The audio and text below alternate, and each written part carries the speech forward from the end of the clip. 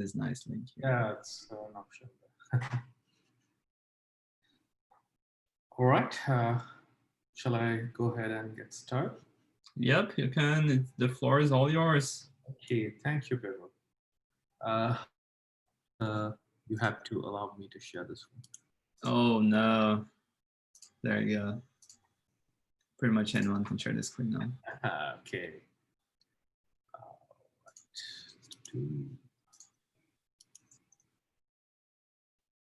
Okay. I hope everyone can see my screen. Is that right? Yep. Can you go back and forth so we can double check? Okay. Sorry. There you go. Yep. Okay. Great. Hello, everyone.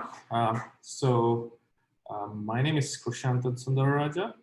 So today I'm going to talk about composable and sound transformations of nested recursion and loops. So some of you might have seen this talk before. So I'll try to make it interesting. So interrupt me in between the talks if you want to get into some details. So if you don't understand something, just interrupt me and ask me questions. So this work is done in collaboration with my advisor. All right, let's get started with the usefulness and challenges of restructuring transformations. So loop nests are prevalent in many programs such as numerical linear algebra applications and tensor operations and so on. So restructuring transformations such as loop tiling, loop fusion, etc.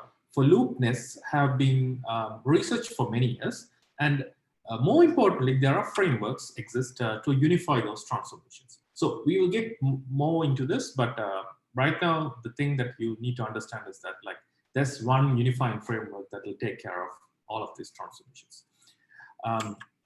So similar to loops, recursion also appears in many important applications, such as say tree traversals.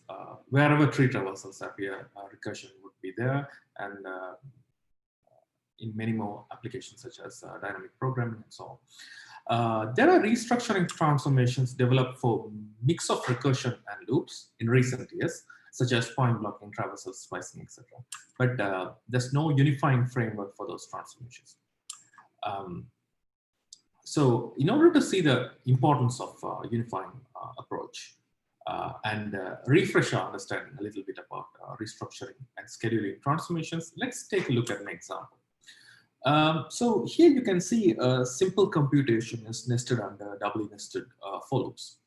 The piece of static code boxed in red here get executed multiple times dynamically. We'll see what it means to get executed multiple times dynamically. The different executions are known as dynamic instances, and they are shown in small circles over here.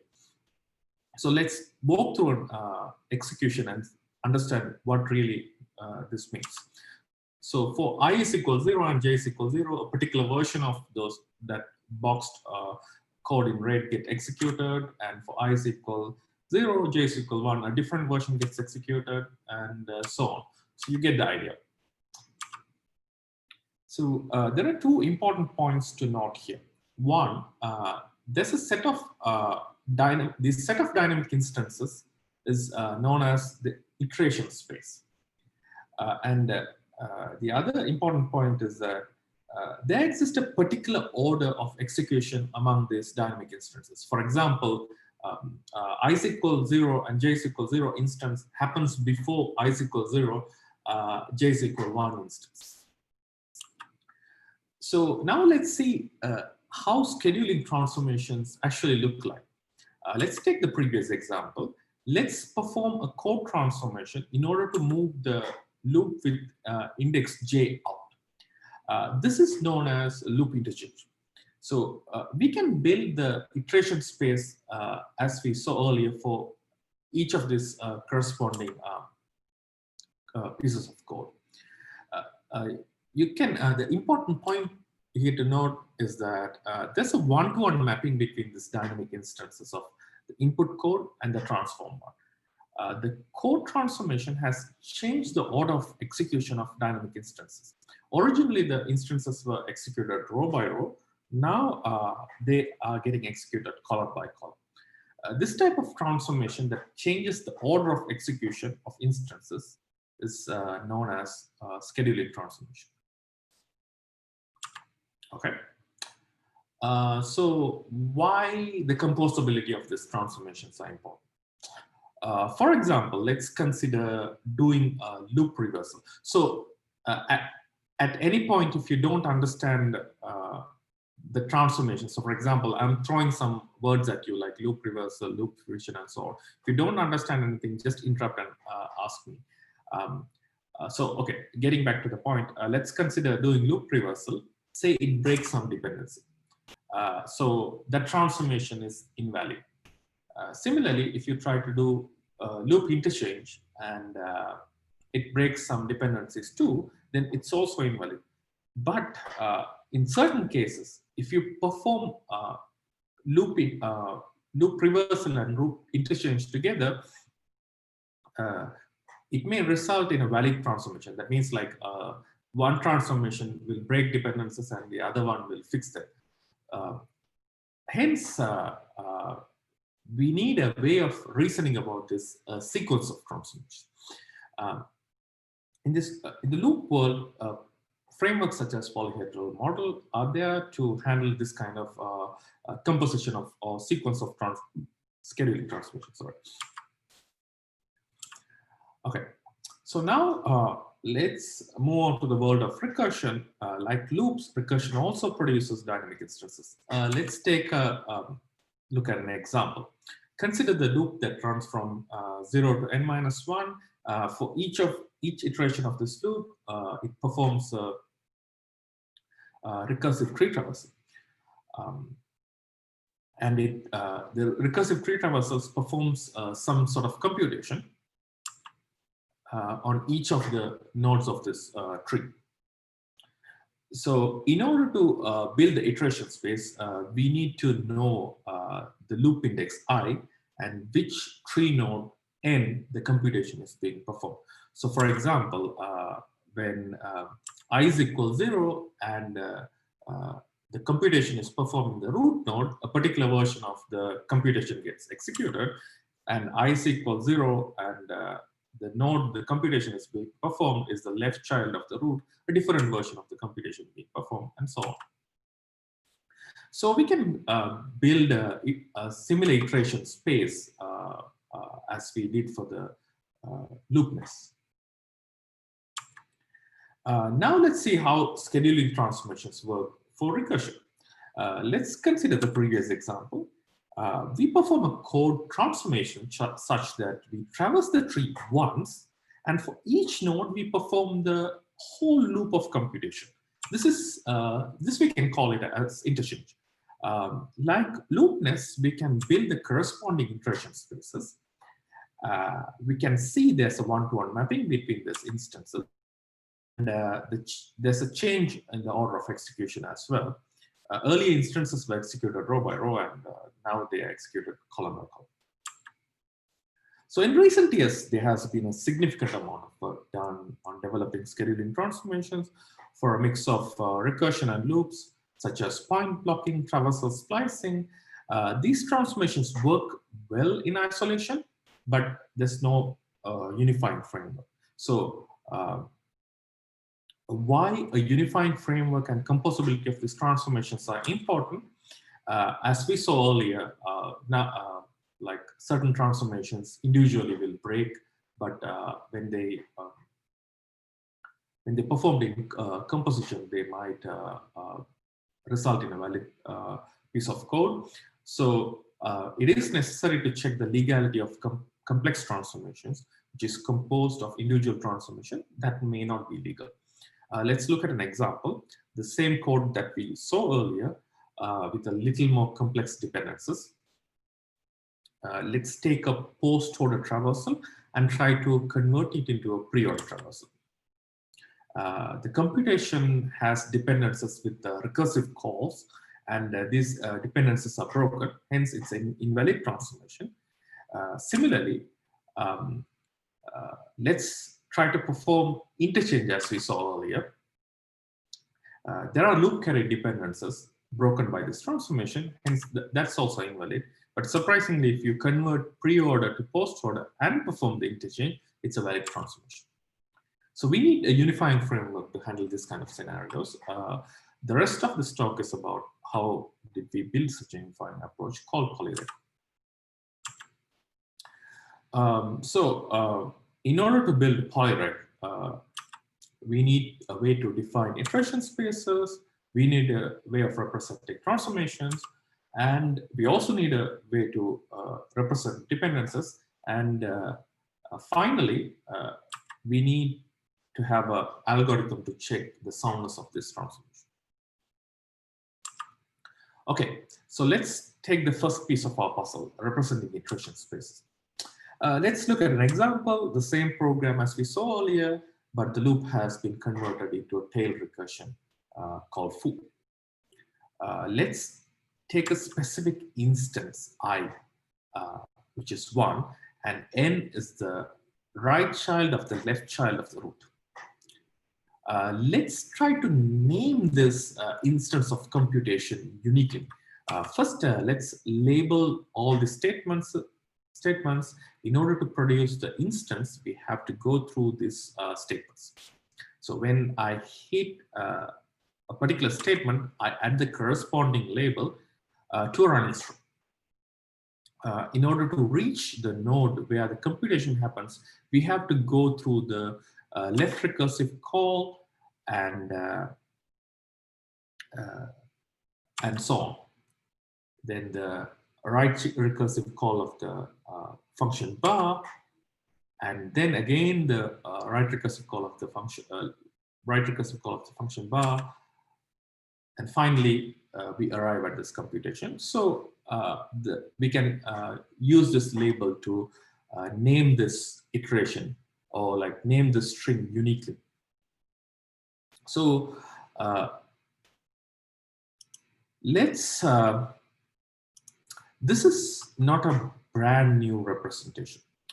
It has been there, used in previous work by Amiranov and Cohen's instance-wise reachability analysis. But we did something different here. We split up this string in such a way that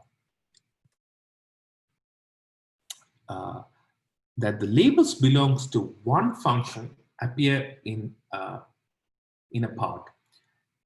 Only labels belongs to one function appear in a part. So we call this parts dimensions, and we can uniquely identify each of these instances with such a string. So let's summarize this representation. In order to name this instance, we need an alphabet. That is the labels that we saw earlier. In addition to that, we impose an order on this alphabet. By imposing an order, we can lexicographically order the string. For example, the computation where I is equal 0 and the node is root happens before the computation I is equal 1 and the node is root. So the corresponding strings are T1, S1 and R1, T1, S1. By imposing an order that T1 comes before, T1 is earlier than R1, we can say that if we can lexicographically order the strings, which is this lexicographical order is same as the execution order of this corresponding instances. So number of these strings are possibly infinite if you cannot, if you cannot bound your recursion or so on. But we can represent all of them succinctly with an automata. An automata that accepts strings representing instances. So let's move on to the next piece. Like how do we represent transformations? So as we saw earlier, scheduling transformation maps input iteration spaces to the transform iteration spaces. So input iteration space can be represented with a automata and input alphabet and odd on this alphabet. Similarly, output iteration space also can be represented with an automata, output alphabet, and odd on this alphabet. So in order to map input instances to output instances, we need a function to map input, like the strings accepted by the input iteration automata to the strings accepted by the output iteration automata. So we can achieve this with a transducer. Transducers are composable, hence we can represent a sequence of transformations with a single composed transducer. Some of the complex transformations are composition of multiple basic transformations. For example, if you take point blocking can be viewed as a composition of code motion, interchange, and strip mining. And when we add inline into this puzzle, we can also realize a traversal splicing. So these are 4 individual basic transformations, and we try to build complex transformations with this smaller individual transformation. So now let's move on to the interesting piece, how to represent dependencies in mix of recursion and loops. So first, let's see how this is done in loop nests.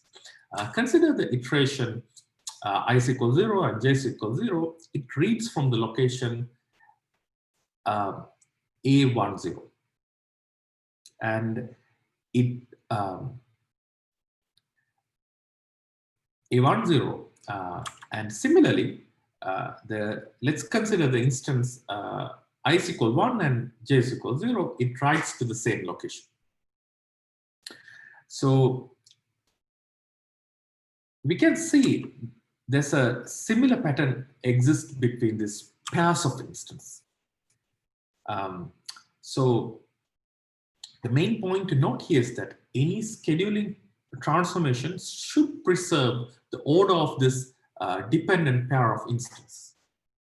So if to explain more, the instance 0, 0 happens before 1, 0.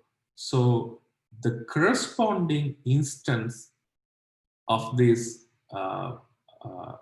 instances in the transformation should also happens in the same order. So now let's see how it's done for the mix of recursion and loops. Consider the instance where I is equal 0 and n is the root. It reads from x1 of the root. Consider the instance I is equal 1 and n is root. It writes to the same location. Hence, there's a dependence exists between these pairs of instances, a pair of instances. So we can see a similar pattern exists between pairs of instances. So these pairs of source and sink. So the instance on the tail is the source, and the instance on the head is the sink. So these pairs of source and sink instances, there exists a dependence between source and sink. The execution order between the source and sink must be preserved. Okay. So how do we summarize this possibly infinite number of pairs? So what we can do is that if you see the suffix parts of the source strings are all same, and also suffix parts of the sink strings are all same. So for a given pair of source and sink, the prefix is the same. So we can factor the prefix out by representing all possible prefix as a regular expression. We can succinctly represent them, these dependencies. So we call this representation witness type. Witness tuple. Okay. So now let's move on to the final piece of the puzzle, checking the soundness of sequence of transformations. So this is the difficult part. So we have the compose transformation as a transducer. For a given prefix in the input program, instances represented by suffix 2 depends on the instances represented by suffix 1. So hence, the instances I1 to IN, instances colored in purple, happens before J1 to JM, instances colored in pink. So running the suffixes through the transducer and projecting out, we get the corresponding suffix primes in the output program. If dependencies are preserved, then same ordering must be there in the output program as well. So that means the order of the output program, that means on the side of the output program, all the instances in the purple must happen before all the instances, or must execute before all the instances in pink. So intuitively, this can be verified by checking the order between IN and J1, or that means the earliest order between the latest instances of suffix 1 prime and the earliest instances of suffix 2 prime.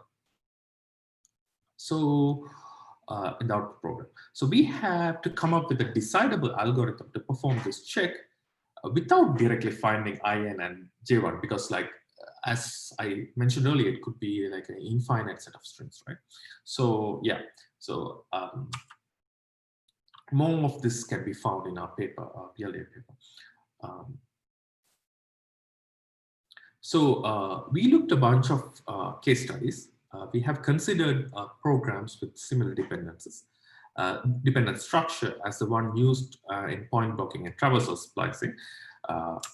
We have performed these transformations as a composition of basic transformation in our general framework and achieve speed ups over untransformed code. Note that in the cases of individual basic, not that in these cases the individual basic transformation is safe. So we have also considered programs that have a little more complex dependent structure that are not used in point blocking or traversal splicing. So we were able to find new compose transformations that has not been present in the literature, where individual basic transformations are unsafe, but the compose transformation is safe. So this transformation also gives us a speed up over the untransformed code. So in conclusion, we have provided a unified approach to represent iteration space, transformations, dependencies, and validity of a sequence of transformations for nested recursion and loops. If you want to play around with the code, it's available in GitHub and Bitbucket. So that's all, and I'm happy to take questions.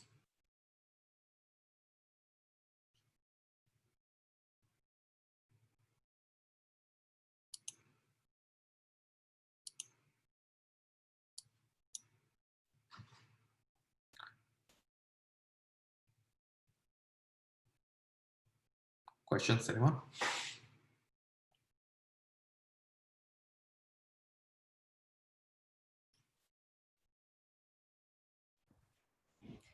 Okay, this is Rupsha. I just joined because I realized that there was a PurPL seminar today. So I don't have a question, but I want to urge the others to come on. You have to have some question. Yeah, you have to have some questions. I thrown a lot of jargon here, at least. Question. So you've experienced this, or you experimented this on the 4 transformations you mentioned, right? Yes. How much work does it take to introduce another one? So the idea is this 4 smaller transformations that we call atomic transformations. you can arbitrarily, no, I shouldn't say arbitrarily, because so some transformations may not compose with other. So you can compose these transformations in any order that you want. So the framework is general enough to give you a sequence that you ask for. So you can think of them as building blocks, and you can put these building blocks to build a complex transformation. So you can put it in any way that fits it. But I mean, as like in compositionality wise, in order for me to add a new transformation, I just have to. Okay. So if you want to add a new transformation, that you have to come up with a way to represent that individual transformation, right? So I earlier mentioned that we represent these individual transformations with transducers. So what you have to introduce there is a new transducer. And if you if you want to generate the code, we have to do an AST transformation. So if you have a set of rules how to do this individual transformations, that means like that AST transformation and the transducer, then you can basically extend the framework. Actually, we are doing that for another transformation called skewing. So if you have these two things, that's all you need to extend the framework. Thanks. All right, thanks. Yeah. So kind of a follow-on from Noor's question, you mentioned that you can compose these transformations in order to build up more complex ones. Is there any way to know if there is some kind of finite number of transformations that will allow you to create an arbitrary transformation? Like at some point, is that out of these 6 or 12 or 20 transformations, you can create any transformation that is possible? This is a really good question. So in the loop transformation world, what they do is they represent this individual transformations with matrices. So if you take like a doubly nested loop, there's a class of transformations called unimodular transformations, which you can represent with matrices matrices where they have determinant 1. Doesn't matter, but the idea is like if you composition of this transformation means actually multiplying those matrices. So finally you have one matrix. So if you want to arbitrarily generate those transformations, you can put just put whatever the number or whatever the integer you want in each of this position, each element of this matrix, and see whether that is a valid transformation. And you know that you can, if it is a valid transformation, you can, the other thing is you can build that valid transformation with this small transformation. So in our case, we are still, I mean, like it's not completed, but we are still working on that. Once you have this one composed transducer, it has some characteristics that shows that it is made up of this composed smaller transformation. So the idea is you can just to check whether it's a valid transformation or not, we just need that particular composed transducer.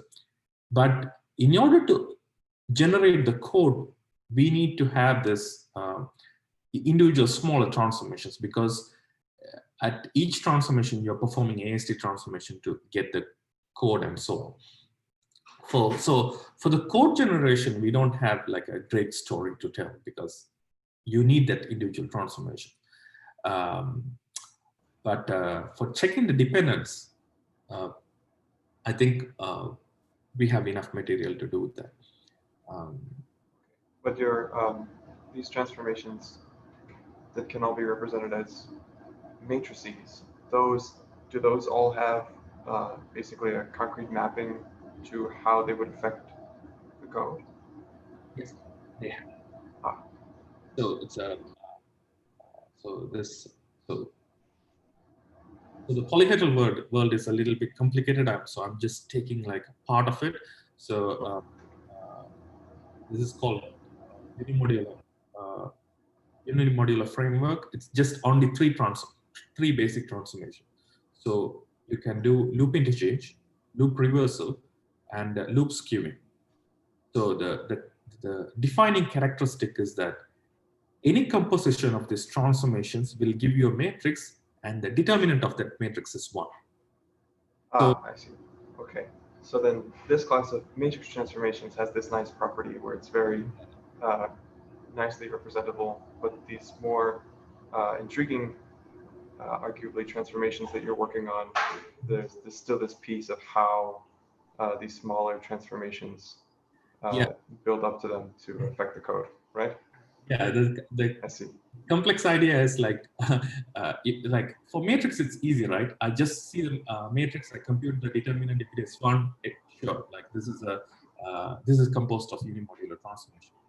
But now we have this beast of transducer. Looking at this transducer and to say that this is composed of the transformation that I'm talking about, it's a little bit complex. But as of now, what we are doing is we are trying to replicate that unimodular framework work on these transducers and see whether the transducers that we are talking about or the composed transducers that we're talking about have, I mean, like we are checking whether that has a special characteristic and say that, okay, this transducer is composed of those smaller transducers that represent each of the set of the transformations. I see. That's really cool. Thanks.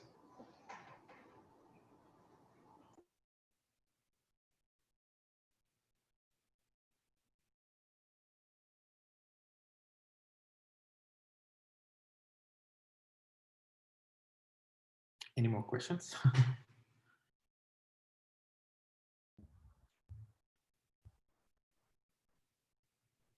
I guess if there aren't any questions, let's all thank Krish. Thank you very much. Thanks for coming to the talk. Painfully listening to this. Yeah, I hope the announcements will be sent out at least a day. Yeah, sure. Next week we have we're supposed to have James Monhall. So I'm not sure who's hosting James. Yeah, we should actually figure this out maybe offline. Yeah. I don't know who's hosting. Right. No, wait. Who's hosting him? Who did you say is coming next week again? So like, as for the schedule, it's James Monhall. Is it already? Yeah, I think. yeah, it's October. Yeah.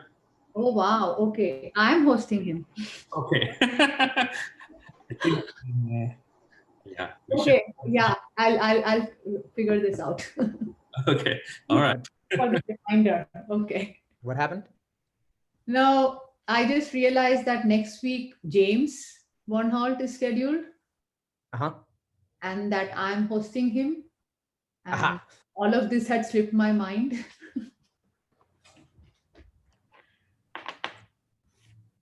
So yeah.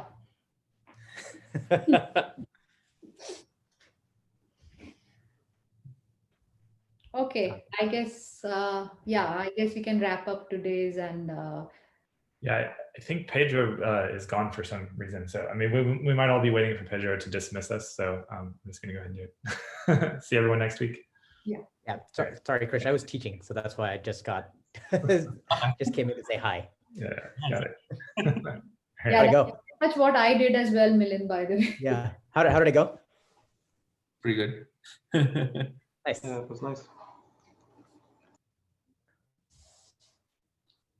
All right, then see you all next. Bye. Bye. Bye.